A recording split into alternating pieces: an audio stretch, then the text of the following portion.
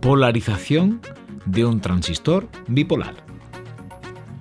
En la actualidad, la mayoría de los equipos electrónicos se construyen con transistores bipolares. El transistor bipolar está compuesto por 3 semiconductores extrínsecos, 2 del tipo P o N y otro contrario P o N. Se une uno de los iguales con el contrario y este con el restante.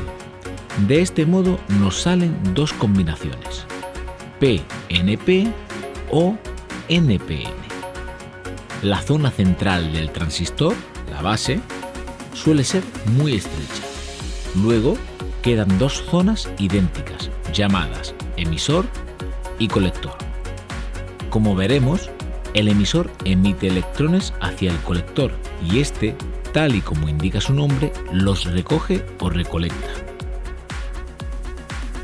Como sabemos, polarizar es aplicar voltajes adecuados a los componentes para que funcionen de forma óptima. Vamos a analizar la polarización del transistor como si estuviese formado por 2 diodos.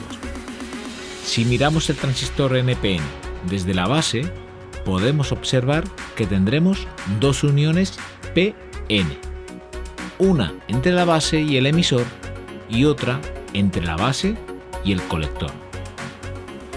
Veamos ahora el esquema del transistor NPN incluyendo los portadores de carga.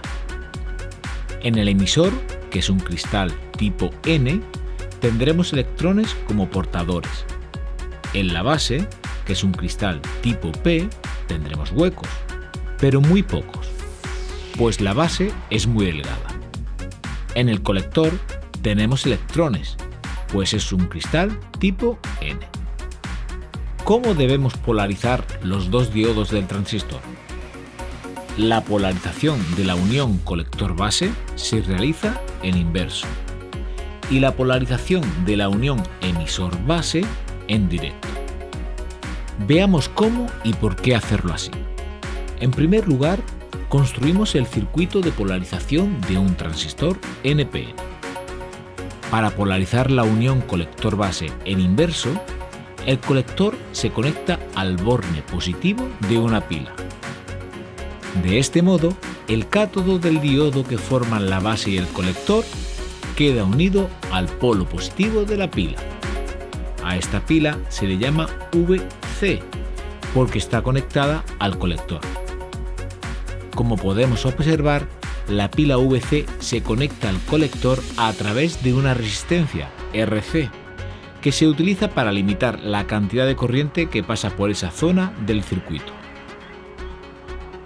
Para polarizar la unión emisor-base en directo, conectamos el polo positivo de otra pila a la base del transistor, quedando pues unido a este polo el ánodo del diodo que forman el emisor y la base. A esta nueva pila se le llama VB porque está conectada a la base. La resistencia RB se utiliza para limitar la corriente que pasa por la base del transistor. Ahora vemos qué sucedería utilizando esta configuración.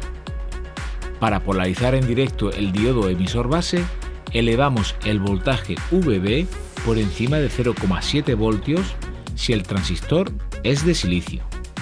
Recuerda el concepto de barrera de potencial. Lo primero que sucederá es que unos pocos electrones del emisor irán a ocupar los poquitos huecos que hay en la base, la cual es muy delgada. Por simplicidad, supondremos un solo hueco en la base que será ocupado por un electrón.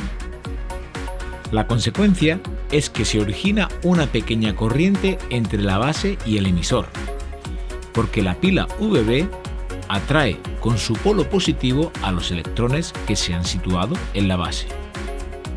Pero, ¿qué sucede con el resto de electrones que hay en el emisor? Como hemos dicho, el diodo emisor-base está polarizado en directo y por tanto también intentan ir a la base.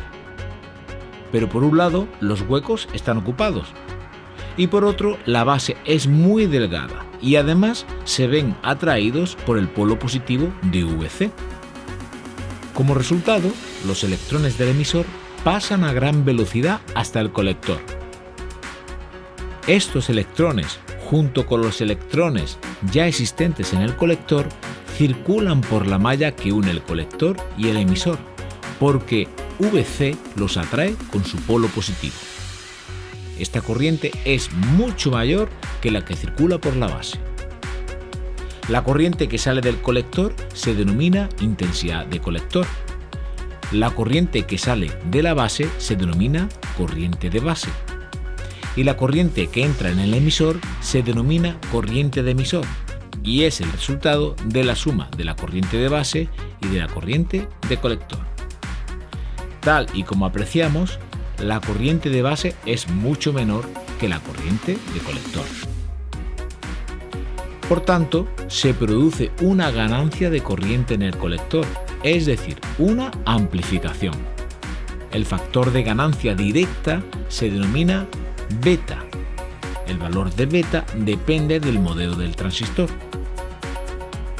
Cuando un transistor amplifica la corriente por el colector, se dice que trabaja en zona activa.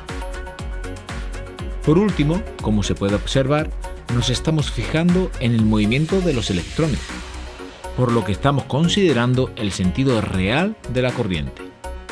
En los libros de texto se utiliza el sentido convencional o práctico de la corriente, por lo que la misma se representa en el sentido contrario.